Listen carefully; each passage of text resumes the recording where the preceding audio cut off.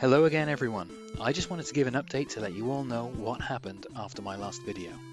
Now if you remember, I explained how the dynamic backdrop artwork for Bubble Trouble Golly Ghost 2 was not available for use in MAME emulators and that the functionality wasn't even enabled for the game. I was able to make up the artwork using some images that I extracted from a YouTube video of an arcade cabinet.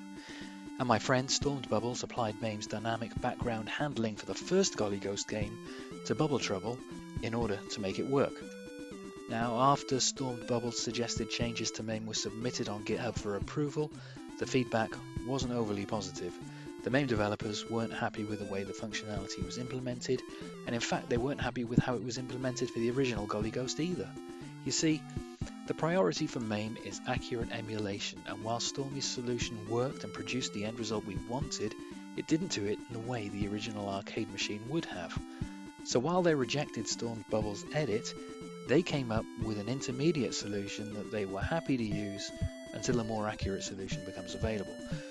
So with effect from the next update of MAME and lr-mame, which will probably be in early June, a facility to apply dynamic artwork to Bubble Trouble will be available for everyone.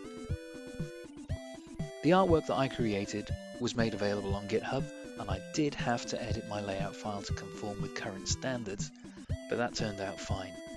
Now you might remember in my video that I said that the trapdoor on the deck of the ship didn't seem to open when things were going in and out of it. Well, it turned out that I was wrong.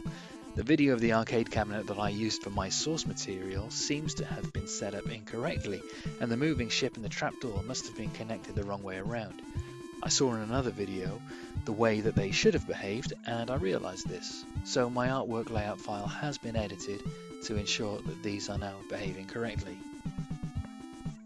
And I have some more news to tell you. I managed to find a pretty good quality photograph of Bubble Trouble's diorama taken outside of the cabinet, and I was able to use this picture to make up a new, better quality version of the background artwork. This picture was taken at an odd angle, so the image was skewed and the perspective was way off, but with a little bit of patience and some decent image editing software, I was able to pull it all together and arrange the elements so that it were positioned as close as possible to where the relevant animations happen on screen. This version of the artwork is of much higher quality than my previous artwork, which was based from screen captures of a YouTube video of an arcade machine in operation. In addition to the new artwork in version 3 of my artwork file, I've also replaced the scoreboard artwork and 7-segment LED displays with scalable vector images, which I created based on the original ping bitmaps. I've positioned them exactly as they were laid out in the original Golly Ghost layout. The advantage of using vector drawings is that they scale up perfectly, so if you're able to play this game at a high resolution, you'll see nice, smooth, crisp artwork.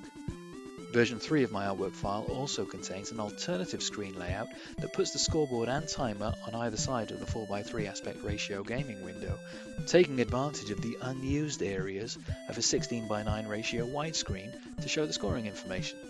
This will allow you to play with the gaming screen as large as possible on your TV without losing sight of the scoreboard and timer.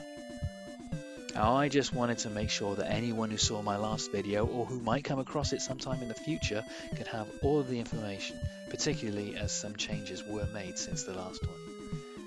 My artwork file is available on GitHub for anyone who wants to use it, so thanks again for watching. I hope you enjoy playing Bubble Trouble. I really enjoyed putting the artwork together, and I'm happy to have been able to contribute to the restoration and preservation of this art form. Please feel free to comment or like the video.